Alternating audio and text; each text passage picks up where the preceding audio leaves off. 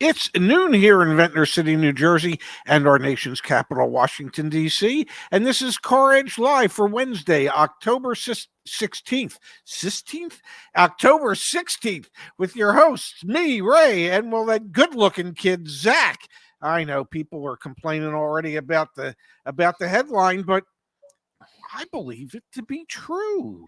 All right, folks, we're going to be talking about EV prices, used electric vehicle prices, and how they are plummeting. Before we do, CarEdge.com. You want to beat the dealer and save thousands? You got to go to CarEdge.com. Let us know what vehicle you're interested in, and then our team will help you get the best price. And of course, everything we do for helping you with vehicle research, just click on research. Or if you're interested in sitting back and relaxing, we've got our car buying service. You pay us, we handle everything on your behalf. Check it out. My dad and I started CarEdge almost 5 years ago, and we are so grateful for everyone that supports us. Dad, the big story this morning is that used EV prices are plummeting. Prices on used electric vehicles plummet. Price cuts to Tesla and other EVs have contributed. There are a surplus of used EVs out there on the market, And we have the latest data from Edmunds about negative equity, which also reaffirms what we found in our negative equity study. You can go to CarEdge.com, and I think it's right here. Oh, nope, it's not. But go to CarEdge.com/equity report, and you can download the report. We found that people that have EVs are upside down more on their auto loans than others. We know EV prices have been falling significantly. We'll look at more of the data here in just a moment, but this is not clickbait, man. Used EV prices are plummeting.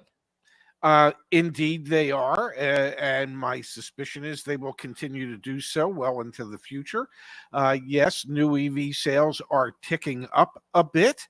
The value of used EVs for every tick up for how new EVs are selling, well, those used EV values are plummeting. And it's, part of it has to do with the fact that there's so many federal and state incentives associated with the purchase of these new vehicles, these new EVs, that, well, of course, instantly it's got to impact the value. Even though something might have an MSRP of $60,000, if it qualifies for the $7,500 federal tax credit, that brings it down to a net of 52.5. If you're in a state where there's another 3 or 4,000, so that brings it down to 48, 49,000. You can't get any of those incentives to that degree on the used one. So what can it be worth as a used car? It's got to go down in value quickly and a lot, and they do. And most importantly, this is the most important ad of all. It's not clickbait. It's not. Yeah, this is good, useful information. Here, I want to pull up on the screen, Dad. Recurrent. They're a company that's almost like the Carfax, but for battery health. Yes. Here is your, since July 2022, monthly. And it's a nice little graphic that refreshes, which is a little bit annoying. But Dad, EV prices, used EV prices have dropped 45% in the last 18 months. Internal combustion engine vehicles, those prices as used vehicles have gone down. So don't get me wrong, they have declined, but not 45%. They haven't lost nearly half of their value in a year and a half. And then again, when we did the negative equity research report back at CarEdge.com, we found that you're 3 times more likely to have a negative equity, be in a negative equity position right now on an electric vehicle than a non-electric vehicle. What was and it? the Edmunds data backs that up. Yeah. Was it 47 or 48% of electric vehicle owners had negative equity? Yeah. So, yeah, it is part and parcel of buying into a new technology that is subsidized dramatically on both the federal and state levels. And because of those subsidies, it impacts the value of the used vehicles. The good news is, if I can frame this for all those folks out there who want good news, the good news is that most EVs aren't depreciating any faster than, say, a used 7 Series BMW or an S Series Mercedes, which is to say that they drop like rocks, about 50% of their value in the first year. Which, when you're buying these things and they're not all luxury vehicles, you wouldn't anticipate that they were going to lose their value that much, but they absolutely are. One of the benefits of this, I guess I would say, that is the gap between internal combustion engine pricing and new vehicle pricing is closing. We've got another great chart here from the team over at Recurrent. Let me pull it up on the screen. You can see this is showing you what premium is being paid for electric vehicles. This is for new electric vehicles. So you can see back in, let me zoom all the way out here, back in December of 2018, people were spending on average almost $15,000 more to get their hands on a new electric vehicle than a comparable internal combustion engine or gas vehicle. That gap is now down to $2,000, at least at the end of last year. So we are seeing some convergence in terms of some pricing information, but used EVs are actually like one of the better options out there if you're looking for an absolute bargain, not to mention EV leases too. The EV lease deals are insane right now. There are some like Hyundai Ioniq 5 leases that for like a couple $100 a month, which is absolutely crazy. Yeah, $199 a month with just under $4,000 down. So let's say, kids, that you don't want to put the $4,000 down, nor should you on a lease. Yeah. So that $4,000, if you didn't put it down, would impact the payment by about $120 a month. So that means that vehicle that can be leased for $199 a month with $4,000 down can be leased for, I don't know, $320 a month with $0 down. Even at $320 a month with $0 down for 12,000 miles a year for 2 years, that's still a hell of a value for a vehicle. So there are some, what's the word I'm looking for? I think it begins with a D. There are some deals out there. Some are easier to find than others. Some require more work than others, but there are deals out there. Now, not everybody is going to qualify for that $199 lease. Has to be top tier credit in order to do that. So if you were that gentleman that put in a comment the other day on a different show that I was on, and it had a 570 credit score, well, he's not qualifying for a $199 lease. Yep. But if you have good credit, there are opportunities out there for you to save bigly on some new vehicles. All right, we're going to come here to the chat we've got from Chad. Thank you, Chad. You, Appreciate the kind contribution. Should I buy a used 2023 or 2024 Prius now, or wait until December when prices may go up and flood vehicles from the hurricane may sneak into inventory? Flood vehicles from the hurricane are already sneaking. Yeah, they're already sneaking into the inventory. Yeah. So the question here, Dad, is should I wait to buy a used Toyota Prius now, or should I wait till December? December is really when you should be, I don't want to say even waiting, but like you really want to time everything up for the maximum incentives, all that fun stuff for a new car. But for used cars, you should go out right now and try and negotiate a deal, right? I would think so. And I would also think what you're going to find is that you can probably get a comparable 2024 new or 2025. You might be able to find out there for just a wee bit more than what you're going to be asked to pay for that pre-owned one. So you still might want to consider a new one. Yeah, I would be thinking about the new one. Even with the Toyota, you're not necessarily going to get huge discounts, huge incentives, but it's still could be valuable. All right, Dad, Edmunds came out with their latest negative equity research report. Analysts say more than 1 in 5 vehicle trade-ins with negative equity are underwater by $10,000 or more. Excuse me? Okay, so if you guys wanted some clickbait today, I had my chance. I could have gone. I could have went there, but I didn't. I stuck with EV prices are plummeting, which they are. Yeah. This is the latest data from Edmunds. We obviously did our research just about a month ago. We found that 31% of consumers who financed a vehicle purchase are underwater on their auto loans right now. Edmunds has the share of Americans who are upside down on their auto loans at 24.2%. That is up from 23.9% last quarter and up from 18.5% year over year. So Edmunds is also finding a sharp increase in the number of people who find themselves owing more on their auto loan than their vehicle is worth. But what they're also saying is that 1 in 5 of those people who possess negative equity on their trade, the negative equity is greater than $10,000. Is that what they're saying? The average amount upside down is $6,458, which is up from Yeah. Q2, and obviously significantly up from year over year. And yes, 20% of those people who are upside down on that trade-in owe more than $10,000 more than what their vehicle is worth.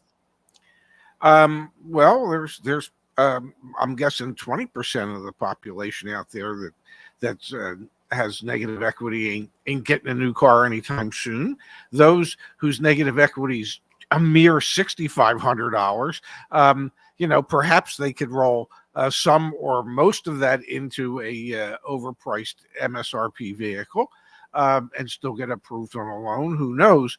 But what that indicates to me is that, especially the people, the 20% of those who have negative equity, whose negative equity is in excess of 10 grand, those are people who probably bought something during the height of the shortages and paid market adjustments in order to buy them. Or an EV, Dad. I hate to say it, or an EV. Or an EV, yeah, that's for sure. But either one of those scenarios, and that's why they are so severely negatively impacted by what they want to compare to what their value would be.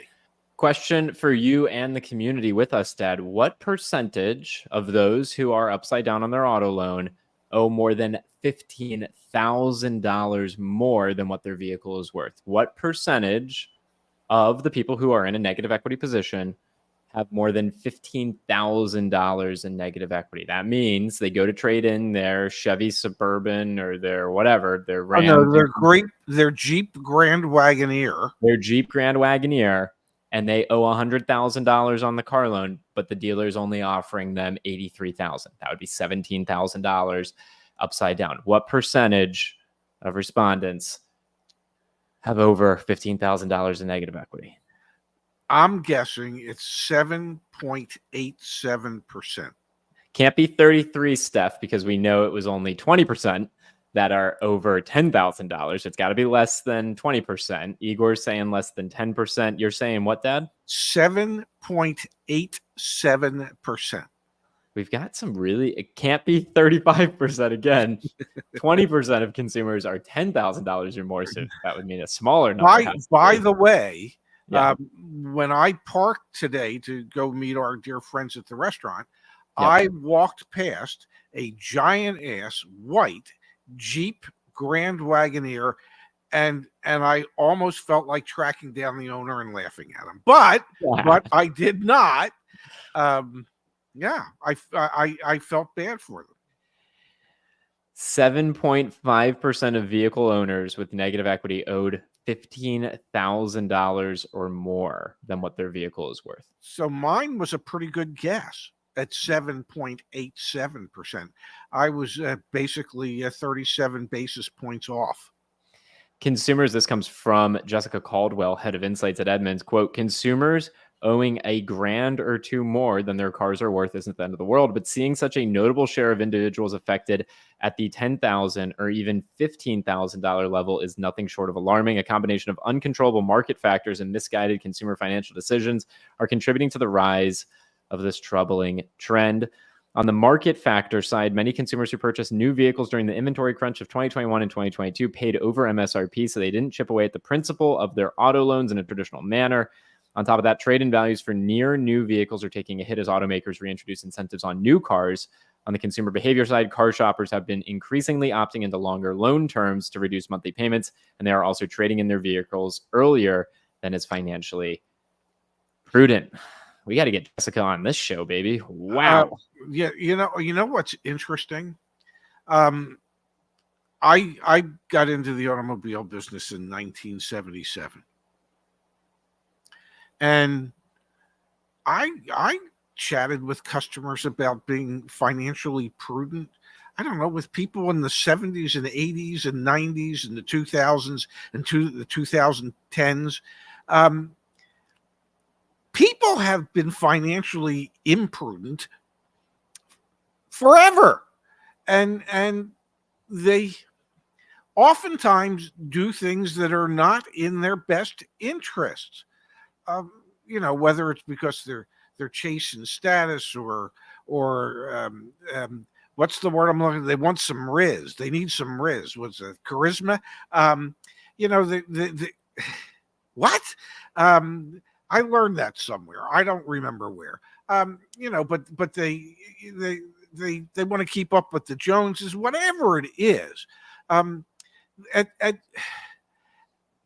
I haven't really seen it in my lifetime, but perhaps in yours, people will become better educated in regards to budgeting, financing, caring for their money, watching how they spend their money. It's just, I, to me, it's just gotten worse over the years. It doesn't really, Ray the Rizzler, Ray the Risley, Ray the Riz. Just call me Ray the Riz. That's me. I am Ray. I hate this with like so much passion, but continue. If we can't make fun of ourselves, how is it that I would be allowed to make fun of anybody else? I'll take shots at myself. I'm okay with that. But my point is, people need to be better educated when it comes to how they spend their money and understand budgets better than they do. We've often talked about the 10% rule when it comes to how do you figure out how much you can afford for monthly payments for a car, and to explain what our 10% rule is, that our theory is that no more than 10% of your gross monthly income should go to your car. Now, when we say that, we mean that's the car payment, the maintenance, the gas, everything. And I saw a comment based on that theory of ours. And the guy said, well, I pay $300 a month in gasoline. I could never own a car then. Well, perhaps that might be the case. Because if you're spending $300 a month in gasoline, it would indicate to me you're driving a lot. And if you're honest with your insurance company and telling them you're driving 25,000 miles a year, that your insurance rates are higher than what they had been in the past. So you might be paying $200 a month in insurance or more. And then, what's your car payment? And if you're making $4,000 a month, you're right. You can't afford that car, that gas, that insurance, that anything. For sure. So we have to, I guess, as a society, somehow learn to live within our means to a better degree than we have in the past.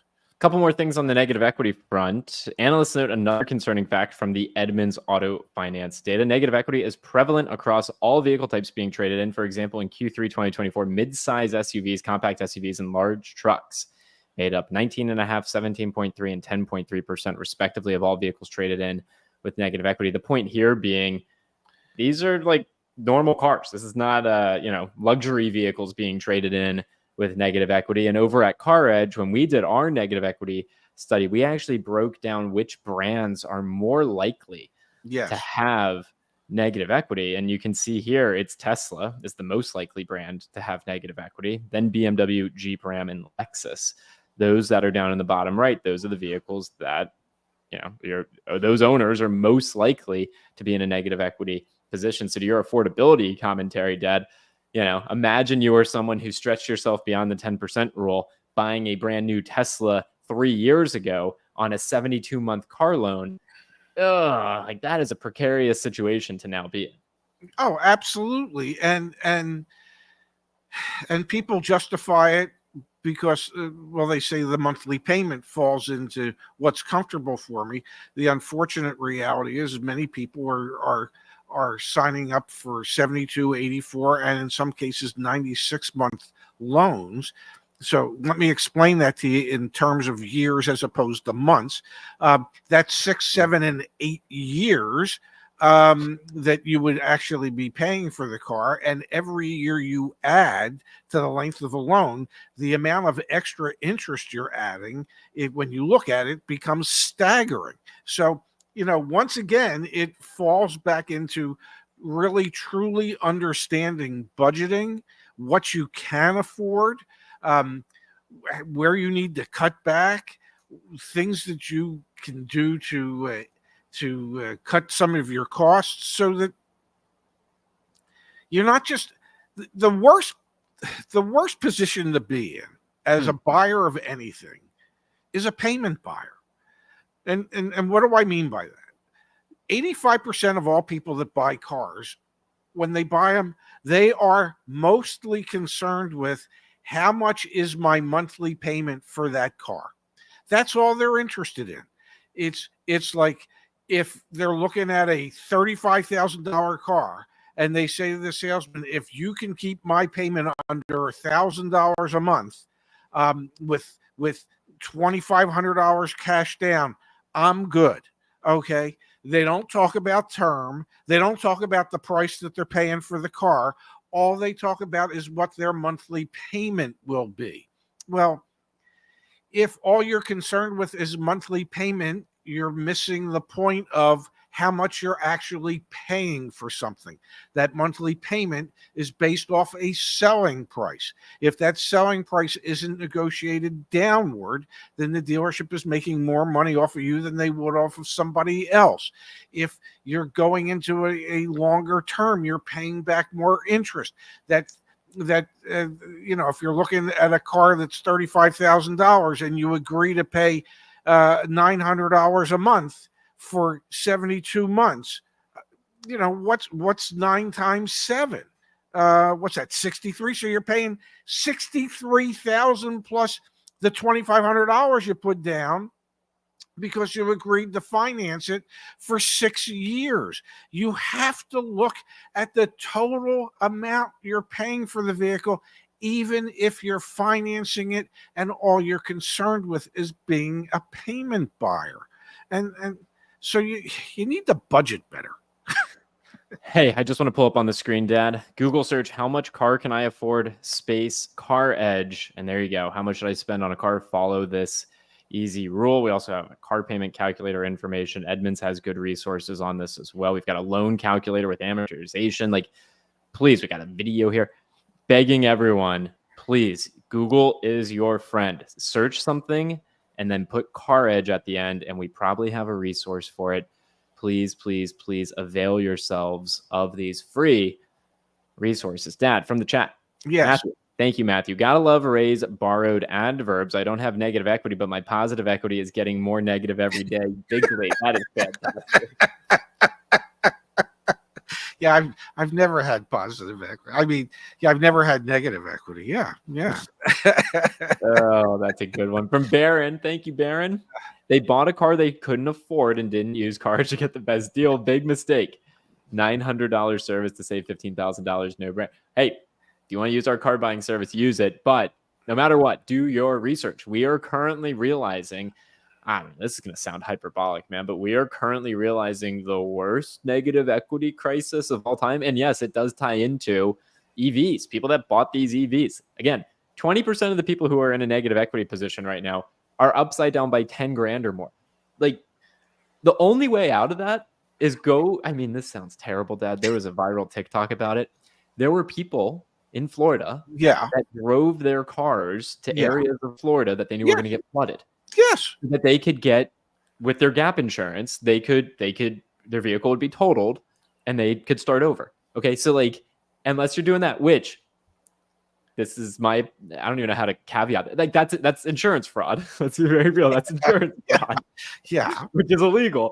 But like, you kind of got to have gap insurance and get lucky that lightning strikes your car that totals it. I mean, 10 G's is a lot of money, man. How many times, I can remember talking to customers that their negative, their positive equity was much more negative than they thought it was. And, the conversation was always jokingly, by the way, when I would say this, do you have gap insurance? Well, yeah. I do. Well, I don't know. Check for the next big thunderstorm that's coming through and park under a tree.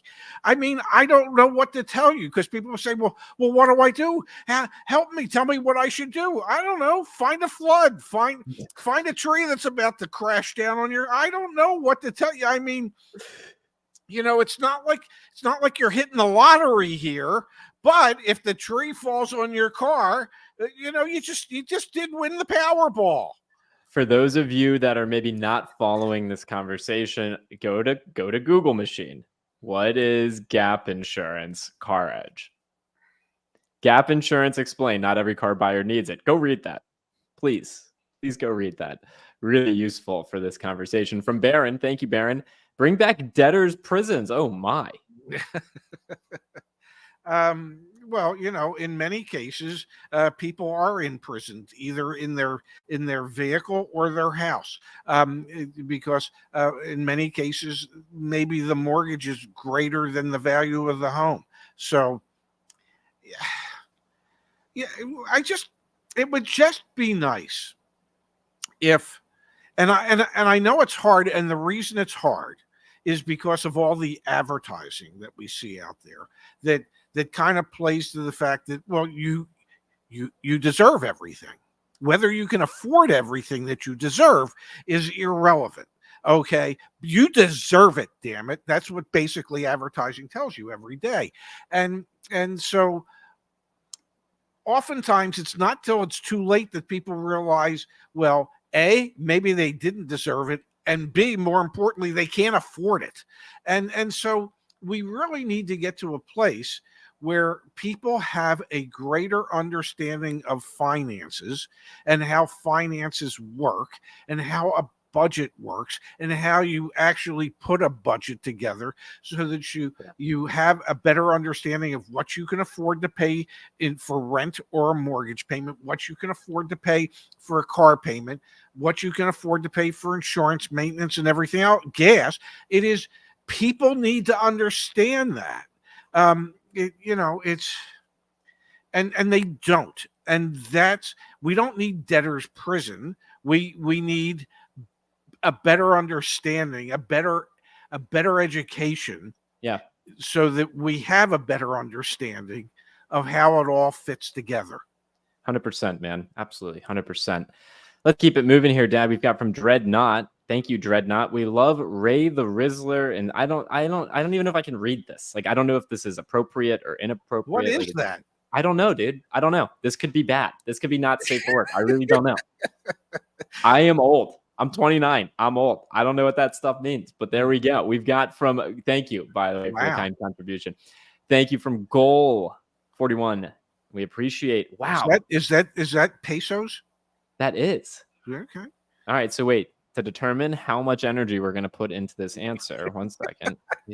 Oh, come on, man. You're going to base it on the exchange rate? Yeah. I mean, it's $5, Dad. Okay. We'll give me $5 worth of info. We're just kidding. We appreciate the incredibly thoughtful gesture. Hello, Mr. CarEdge Senior. Yes. Back in the day, could you smell the lead gasoline in the air? Did it make you dizzy? Did the lead in the air make it easier for dealers to scam people back then? What a fascinating question.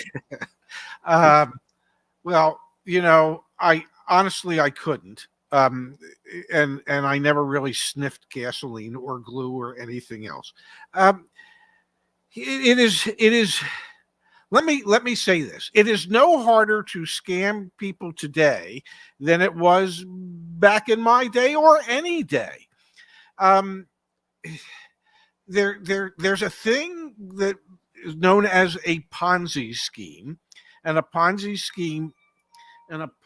scheme is where people give you money because you're telling them you can give them, you're going to help them earn even more money, and you take the money from what the next person gave you so that you can give some of that back to what the first person gave you. That's a Ponzi scheme. It's named after a guy whose last name was, you ready for this? Ponzi. Okay. And this goes back years, hundreds of years, I believe. So people were scammed back in my day. They're scammed today. They'll be scammed tomorrow. It's just, we need better.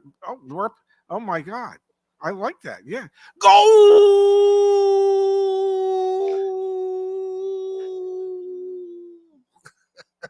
So actually, a couple things. One, thanks for explaining Ponzi schemes. Was not sure where you were going, but that's cool. Thank you, Goal Yeah. 41. We really appreciate that. It's an incredibly kind gesture. We were just playing around before. And Dad, I think in Spanish, when Yes. a team scores a goal, it's Yeah. golazo. And I think the emphasis is on the lasso. So why don't you try that? Take a No, deep I'm not. I was imitating. Are we talking about gelato? No, we're talking about golazo. You know what I mean? Like I think that's what they do. I think. No, I did what the great Spanish announcer or Mexican announcer does, and that is goal.